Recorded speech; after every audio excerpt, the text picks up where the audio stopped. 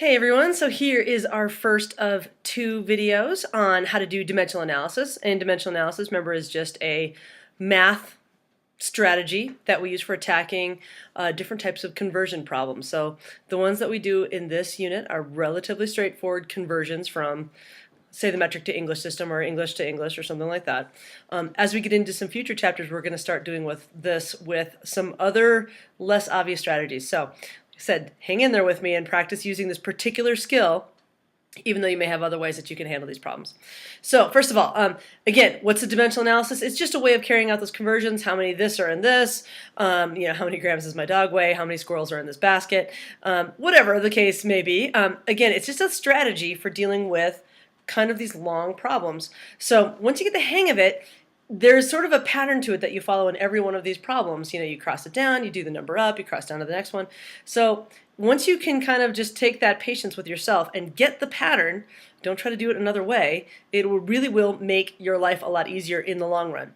Again, I know you may not need it for some of these earlier problems, but when we get to the more complex problems, you definitely want to have this particular strategy in your pocket. So again, a lot of times we do these sorts of problems without even knowing how we're doing them. When you convert, how many inches are in 2.5 feet, how many seconds are in this particular TV program, or how many minutes long is it until the next movie starts. We do these kinds of conversions all the time. And a lot of times we math them out in our head sort of by doing sort of serial addition. Which is great. And we can do that with certain ones, but as we get to more complex numbers or less obvious conversions, it gets a lot more difficult to it. So again, we're going to focus on this method as opposed to on what the solutions are. I know you can probably figure out the answers to some of these really quick. Again, it's about learning to set up the method that's really important to you. So first thing is, what's a conversion factor? Conversion factors are the basis of all of these types of math problems that we do. It's one thing equals something else. So 12 inches equals a foot, or a gallon is 4 quarts, or 365 days is a year. These are all conversion factors. Those are some obvious ones. I know that when you get to the metric system, they aren't always as obvious, but 1,000 meters is a kilometer, or 100 centiliters equals a liter. Those are the other kinds of conversions that we end up using. Now, we'll do some weirder sounding ones as we get into the next couple of chem chapters. Again, a lot of times you know these in our customary system, so it doesn't seem so obvious, but the few metric ones you do need to memorize, millicenti and kilo. Remember, you have to bring those yourself. I'm not going to give you those in a test. So how do we set these up? Again, with a conversion factor, the key idea here is that you have to have two different things with units, generally two different units, and they have to be equal to one another. So 7 days equals 1 week, or 60 seconds equals 1 minute. Again, the way that we're using these conversion factors, because they equal 1, we can multiply a given quantity by these conversion factors without sort of cheating mathematically speaking. We're not adding any extra math in there or any numbers in there that don't, in a sense, cancel each other out. So I'm going to do a sample problem on this page, so we'll kind of walk through the process. I'm going to use the how many inches are 2.5 feet just as an example problem to work through. And as you're setting this up, you want to make sure that your units always cancel out. That's why this is called dimensional analysis. Dimensions are units. So you're focusing on where the units are rather than where the numbers are. So when you set this up, you start off with the original problem, the original number from your problem, so 2.5 feet. The typical way you do this math in your head is you say, all right, well, there's 12 inches in a foot. So I'd multiply those two things together, 2.5 times 12 divided by 1. It gives me the answer 30. Okay, no problem.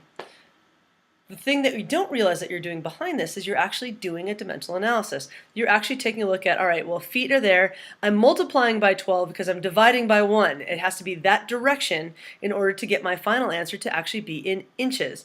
If I did it upside down where I divided by 12, it wouldn't work out. And again, you logically sort of know that by the seat of your pants, but you may not know that that's actually how you're setting it up.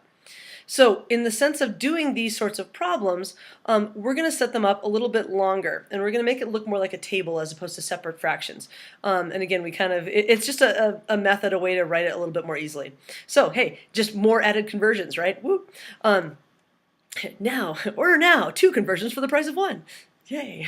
If you order in the next 30 seconds, you don't have to use the metric system. Anyway, how many cups are in 6.33 gallons of lemonade? So we're going to start off the same way, but again, instead of writing 6.33 and then times a conversion factor and then times another conversion factor, I'm going to make this big table that's going to contain my conversion factor. So started off with my 6.33, and then I'm going to make sure that when I set up the next step that the units goes to the bottom. So if I've got gallons I need gallons to cancel out, so I'm going to make sure that the gallons to quarts is set up in such a way that the gallons is on the bottom because they cancel, and quarts will be on the top. You may not remember that there's 4 quarts in a gallon, but I remembered it. It's one of those ones that I can use. Now I'm not quite done yet because my question asked about cups, so I have to do another step. I'm in quarts right now. So again, maybe you know how many cups there are in a quart. Maybe you don't. I do. But maybe you know, maybe you don't. So whatever I do in my next step, I need to get rid of quarts. I certainly don't want an answer in quarts. I want an answer in cups, so cross it down. Make sure that that quarts unit ends up in the next step. So here's the conversion right here. Turns out that 4 cups are in a quart as well. And so I can kind of write that out that direction. So quarts goes on the bottom, cups goes on the top, and you just enter it in as that conversion. Now we can math it out. When we do math like this, just like in any fraction, you multiply the numbers across the top, and then you divide by the numbers on the bottom. In this case, it's just ones, so not a huge deal there. So we've got 6.33 times 4 times 4, 101.28. There we go. That's our calculated answer. I'll remind you, we do have sig figs. They have not gone away since the last unit. So we might have to do a little bit more to make our final bit on there. You can see what I'm showing up on the screen here is me checking my units to make sure that those are all going away. Gallons canceled out, quarts canceled out. My last unit that I have left is cups, which is what I want. So that's my unit that goes in my final answer, which is cups. If the last unit that you have in your thing doesn't match what you want, then you have to do something else. You ended up in a wrong spot somewhere. So there's my cups. Don't forget, sig figs haven't disappeared yet. How do I know how many sig figs should be in my answer? Okay, when I round this, I have to look at my original number. My original number had 6.33 gallons. That's 3 sig figs, so I round my answer also to 3 sig figs. So my correct answer would be 101 cups. Yes, you must include a unit. Yes, you must include sig figs when you round your final answer. So we'll do another one here. All right, multi-step ones. You don't always have ones on the bottom. That last one did. So sometimes it's a little bit harder because you actually have to divide by all those numbers. Here's one where we're going to have to use your metrics in here. So how many kilometers long is a 100-yard dash? So basically there's a given one that's on there. 1 inch equals 2.54 centimeters. Kind of an annoying one, but you know, hell, you got to use it. Too bad. So yards has got to go on the bottom. And what can I convert yards to? That's what you're thinking to. Well, I can get rid of yards by converting it to inches. Why would I want to go to inches and not something else? Because I have that little conversion that's on the screen that says 1 inch equals 2.54 centimeters. And so that inches right there gets me over to the metric system if I use this conversion eventually. So getting to inches here is a good step. So the next thing is, okay, I'm not done yet. I have to get rid of inches. So inches are going to cross down to the next step. And what can I convert inches to?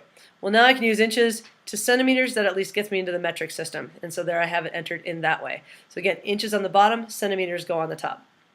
Not done yet, because I'm asking you how many kilometers it is, not centimeters. So I've got centimeters on the top. They're going to have to cross down. What can I convert centimeters to? Okay, centimeters to kilometers? You don't know that one. Centimeters to meters, I do know that one. There's 100 centimeters in a meter. So here's a case where you get a number on the bottom of it. So I enter it just like that. Again, not quite there, but I'm close. Now I can convert from meters to kilometers. And that'll be our last step that we've got there. Again, 1,000 meters equals 1 kilometer. Again, remember, I'm going to ask you to memorize those couple, including the millimeters one. You have to know those. I'm not going to give you those on a test, but I would give you something like that on a test. All right, now we're at our final units. We can math it out. So what do we end up doing for this one? Okay, equals. All right, 100 across the top times 36 times 2.54 times 1 times 1. All right, that's great. But what about these numbers on the bottom now? We have numbers down here that we have to deal with. And again, we divide by numbers that are on the bottom, so here I'm showing it down here. Be careful with your calculator. Remember, when you enter this, you either have to enter these in parentheses, divided by 100 times 1,000 with parentheses around it, or the other strategy is to divide by each number. So I do 100 times 36 times 2.54, divided by 100, divided by 1,000. So one or the other works. Either use parentheses and multiply, or divide by each number. But you have to do one of those two, otherwise you'll get a funky wrong answer off by a whole bunch. So if you're trying this along with you, you should be able to get this come up on your calculator. If not, you may want to check yourself. But I get 0.09144 as my calculated answer. Let's go back and check our units. Are we where we need to be? Does everything cancel out? Yards is gone, inches is gone, centimeters is gone, meters cancels out. Last thing I have left is kilometers, which is what the question asked me for. Hey, I did something right. Yay. So that means that my final units has got to be kilometers because that's what I'm left with. And now it's the matter of looking at sig figs. So again, look back at the original question. The original question has a 100.0 yard dash, so that's 4 sig figs. You do not need to worry about this little factoid. You do not need to worry about conversions, because I could have given that to you as long as I wanted, so you wouldn't need to put it in 3, although I probably wouldn't mark it wrong if you did. The correct number here is 4 sig figs, so in fact it's exactly the same thing. So we didn't even have to round it, it just came up on our calculator nicely. Woohoo! Woot, right?